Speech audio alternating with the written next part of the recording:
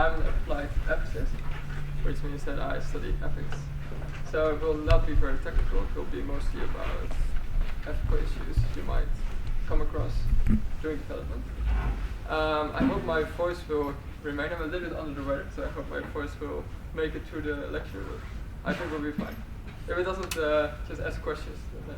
Long questions, please. So my voice will record. Right, my name is Johan Kroeskop, and I gave the title Digital Ethics and Feedback Loops. I will focus in the end on feedback loops.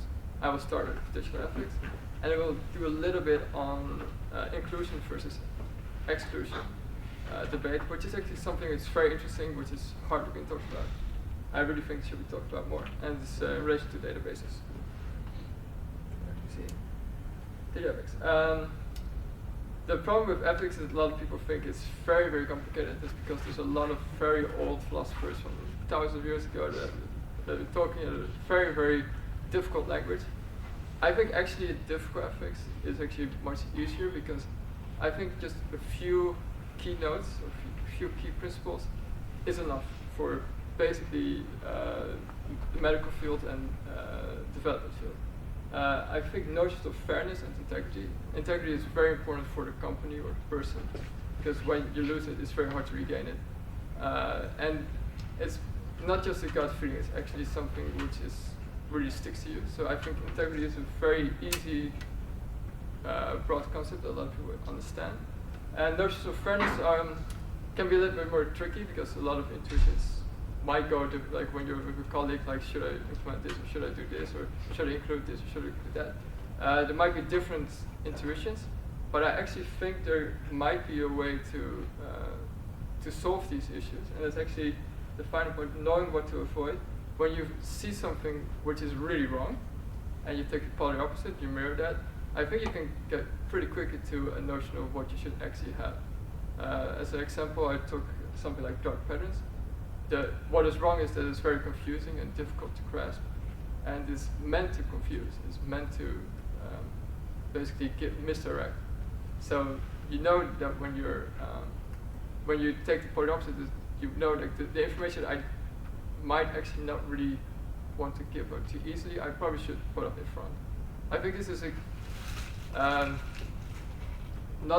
this might be like an easier way to make something very complicated, very easy to grasp, although in the practice it's always a little bit difficult. Like always, the translation to the practice is always easier said than done. But I think actually this might be a trick, because it is pretty difficult to get really big, large theory into easy to grasp practical fields.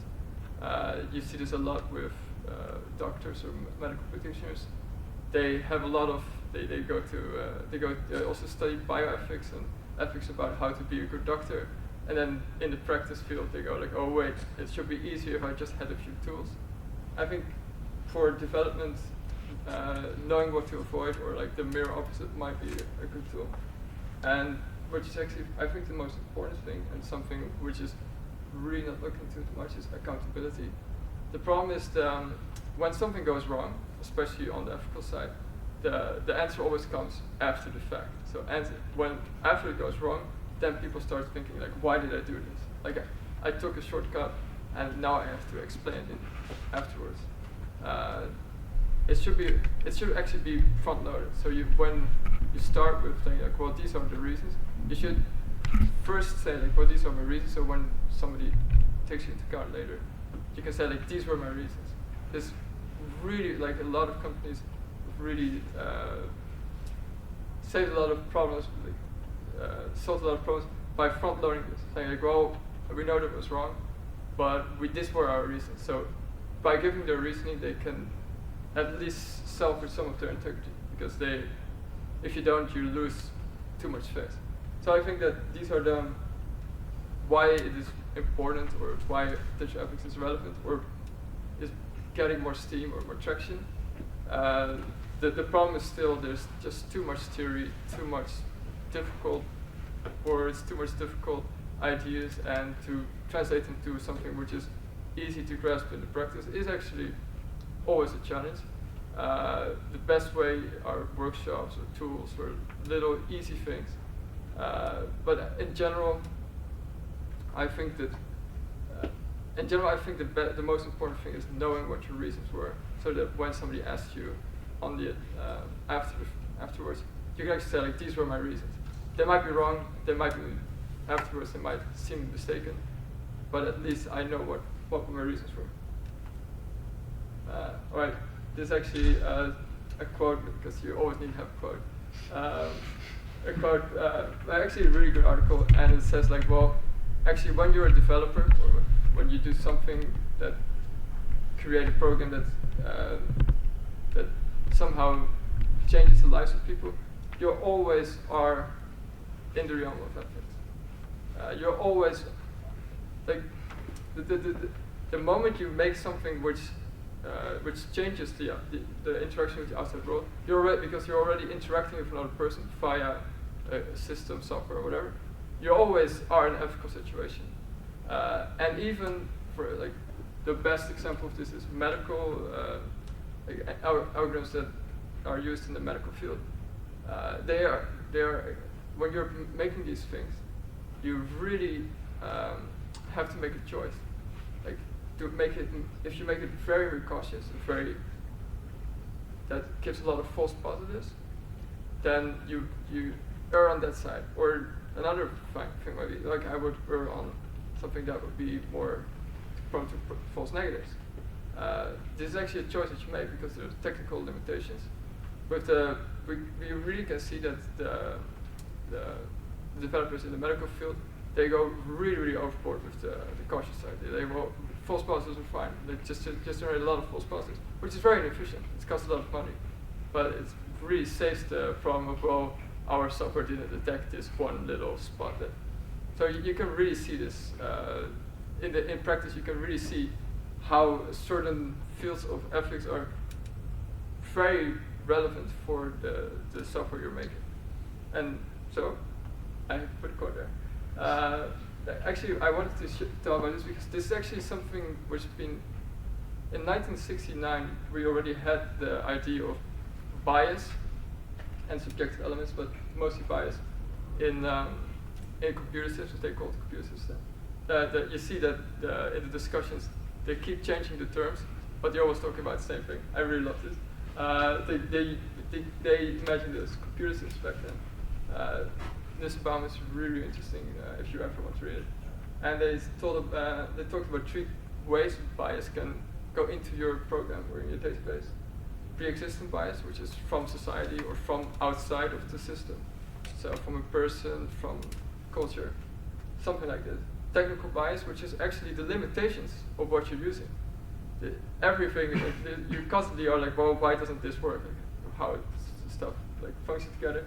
There's actually a lot of technical bias. And actually, this is the most interesting one. Emergent bias. You make something, and then you give it to the end user, and the end user uses it in a completely different way. And suddenly,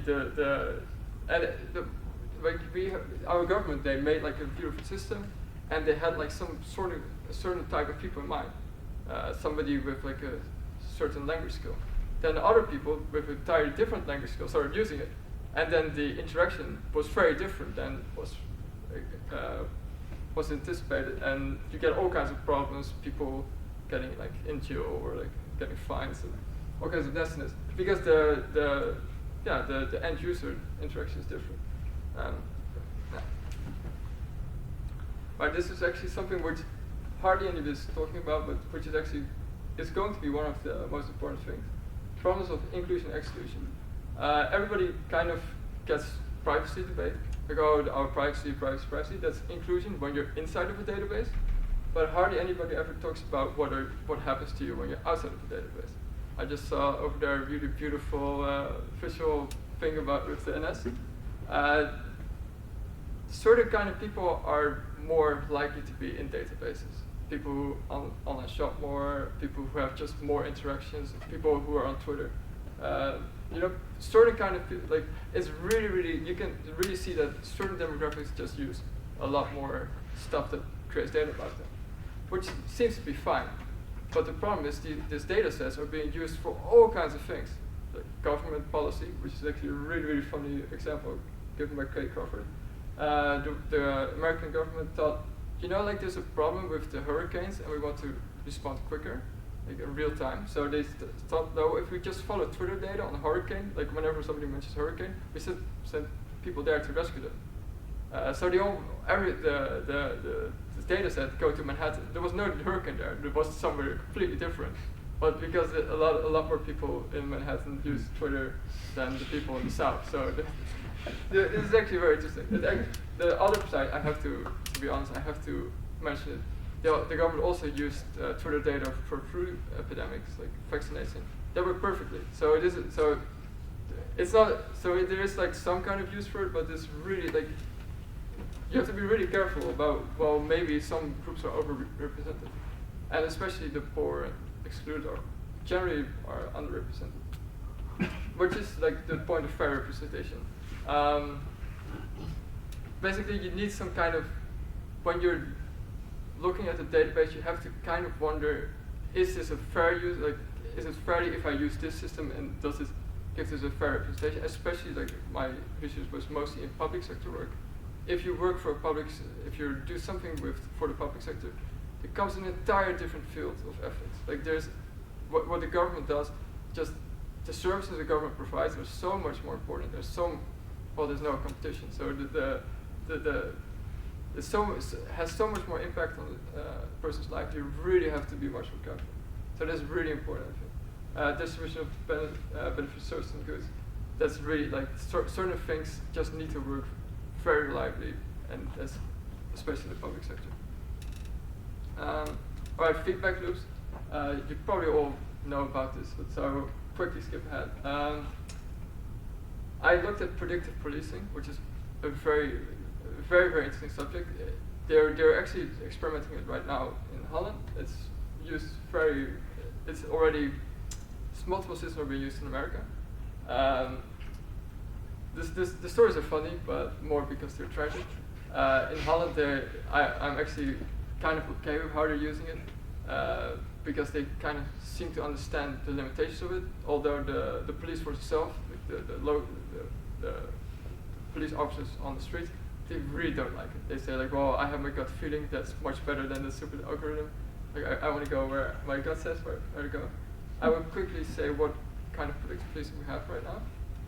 It's basically a model that looks at like not crime data. It's actually arrest data. So it looks at arrest data and certain all elements. It's unclear what, because it's all proprietary, hidden behind a black box. But it's probably like most of it is from arrest data, and they put it in a machine, and then that says, well, this neighborhood will have much more crime. The problem is, of course, it is historical arrest data. So it is extremely, well, we already said, with the pre-existing bias of the police officers. If certain policy or certain police officers had a certain tendency to arrest certain kind of people, they would have a lot more arrest data, and you get a problem. The problem is, of course, that the algorithm says go to that neighborhood because there's crime there.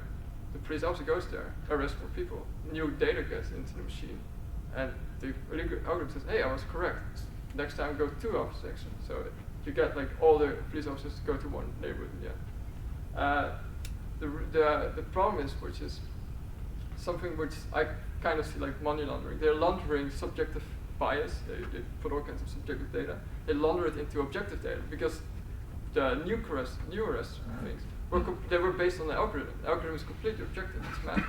It's also so you just say like, oh, like we have this new data. It's completely clean, and they just throw it in with the clean data, and it's actually really, really difficult to disentangle this. I'm actually unsure, but there's a lot of really interesting solutions, which maybe we can talk about in this discussion.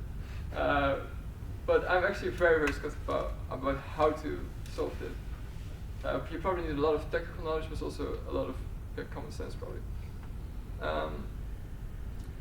All right, this is actually the things I wanted to maybe discuss a little bit, to say maybe for your intuitions, because ethics is about your intuitions. Like you can read all the books you want. Like you can only train your intuition, but in the end you need to kind of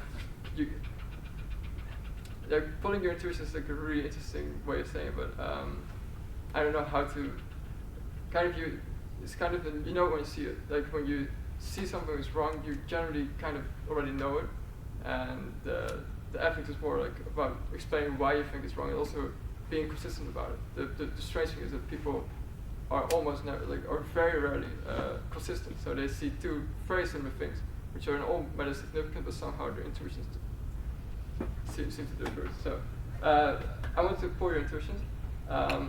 One of the things about my main problem is what you have data sets which are somehow polluted or somehow, let's say polluted, with subjective elements, stuff we wouldn't want to be in there because we want to say like, well, the data set are somewhat objective, at least a lot of people say like, oh, it's very objective. So what if, this is actually a question that a lot of people that are talking, like giving this kind of talk to developers, they always get the question, like, what if this subjective element just really helps my model? So I have a beautiful model, it works perfectly, it's very accurate, very high accurate, but it uses race. Well, you cannot use race.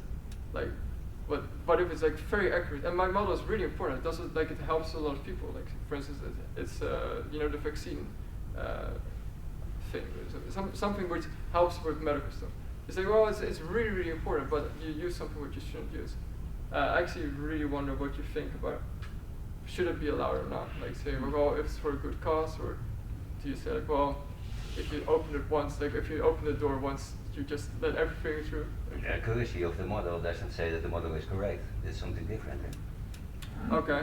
Well, the real world, kind of feeds the answer. So imagine you have like an algorithm that predicts certain kind of type of disease, and you know like a certain gene, like certain kind of people are more likely to have it. And you can say like, well, it was accurate because we found the real world examples.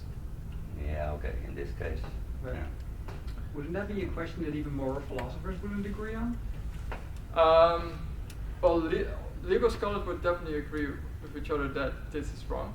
Moral philosophers, I think, I don't want to speak for everyone, but I think they would pretty much all agree. You probably should be like a caution of principle. It's like a principle of caution. Like you probably don't want to do this.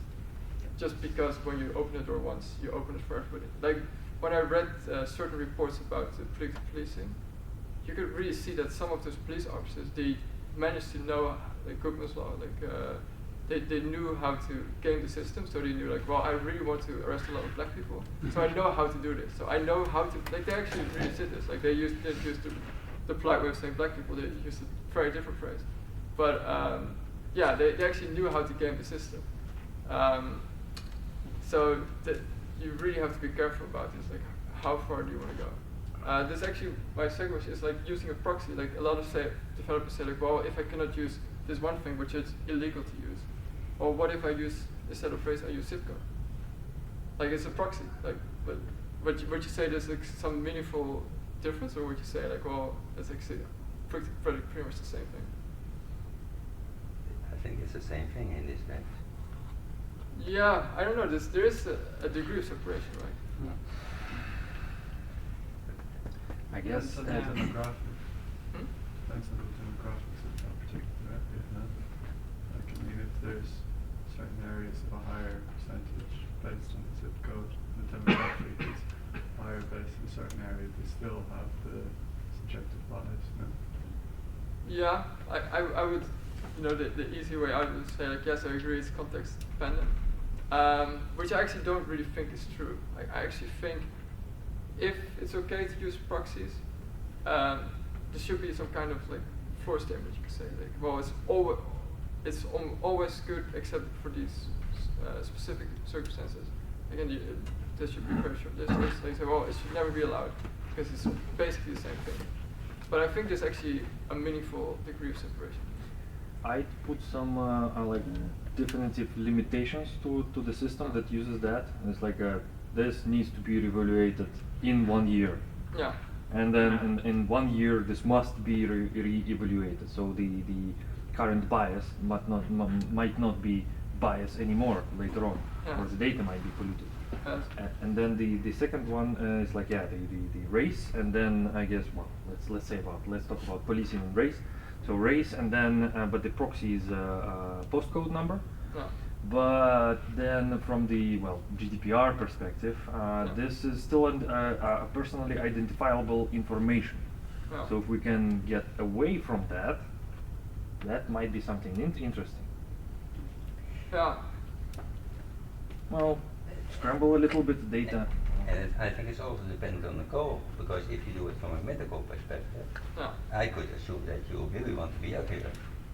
Well, And that- then that's it's the- beneficial, but from a police perspective, it's maybe something completely different.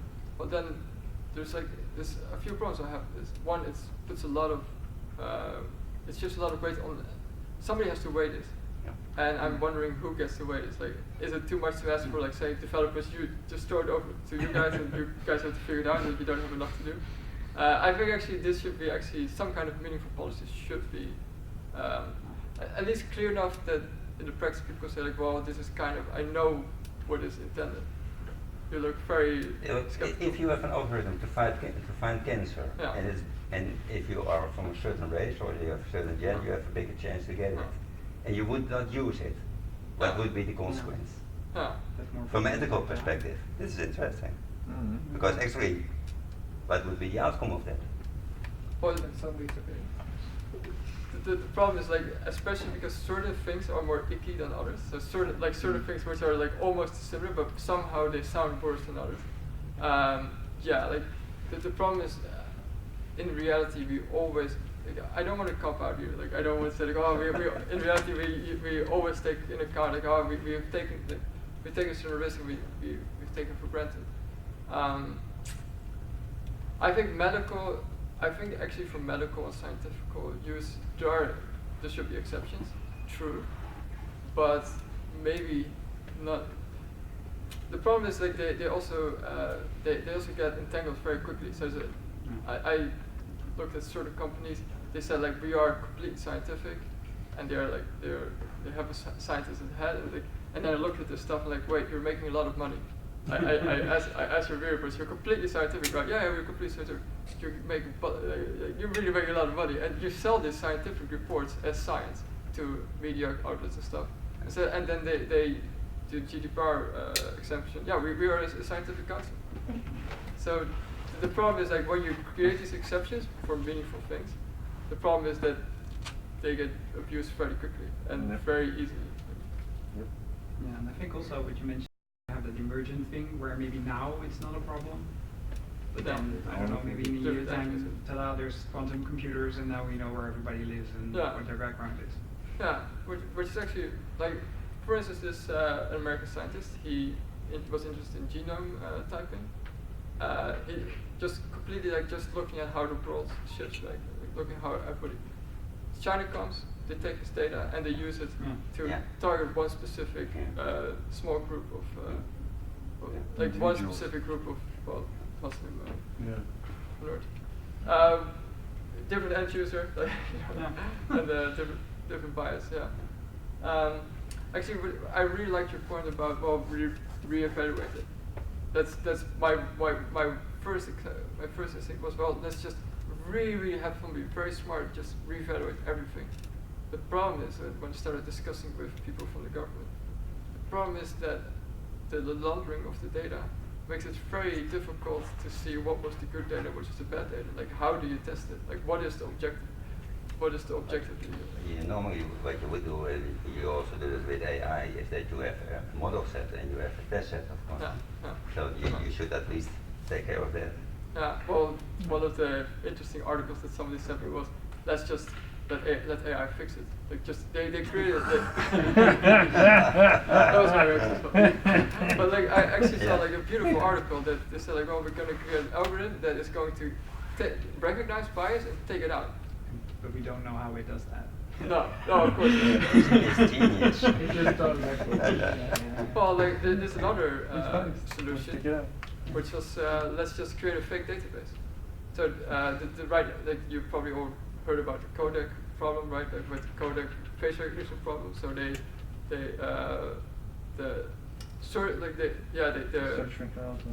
there was, like, when you autofocus, like when you make a picture, autofocus on your face to make it, like, blur the background and, like, it looks at your face and you're.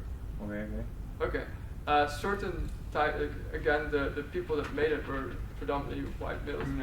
And then they started using it like in China and other places, and certain It didn't work. skin colors were not recognized as human beings. Certain eye things were like somebody blink. Yeah, exactly. They figure certain people are always blinking. You know, like no, that's not true. I have my eyes open. That's. Yeah, and exactly the same pretty fire works perfectly good, I guess, in Asian countries, but it's like pretty fire just flits out your face over here. It's like, well, why? Yeah, exactly. And yeah. So they actually created the fake database that just forces in all the. I actually saw the pictures, like face recognition pictures, just force everything in there. Say, well, we are just going to think ahead. What kind of data do we want, and we just create a fake database. I think this is probably the worst solution that you can come up with, because somebody is like the problem is of course subjective bias, and you're going to somehow like when you're rowing, like I don't know if anybody here is a rower, but if you row and somebody overcorrects to one side, your boat just stumbles down because like everyone goes. This is just the same thing. Somebody somewhere is deciding this I want in my database, and you just make it even more subjective. But what happens with the fake database? I don't. Oh, so you have the problem that the data set is very steered towards one type of thing, like some people are overrepresented, more importantly, other people are underrepresented. So the problem of exclusion. So they recognize this. So like, well, we're going to take a database of people that are not in the database currently, and we're just going to jam it. Segregated database. Yeah, and they just put it like what do like they start to think like, well, the problem is that the data is somehow not what we want to be, so we're just going to create a database out of thin air. So somebody, which is like they at least understand the problem, but.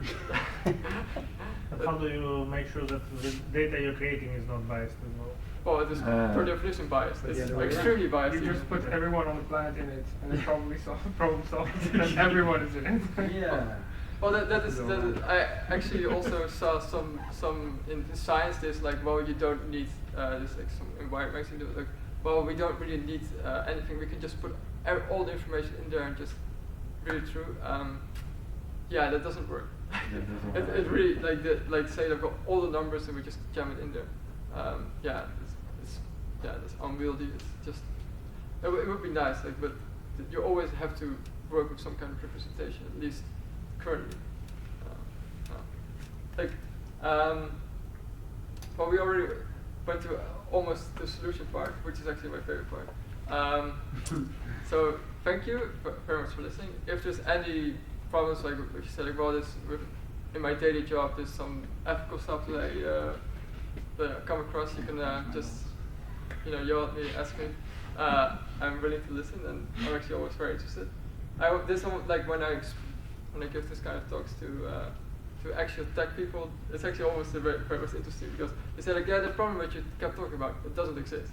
This is actually a really different problem. Like I always love this comment.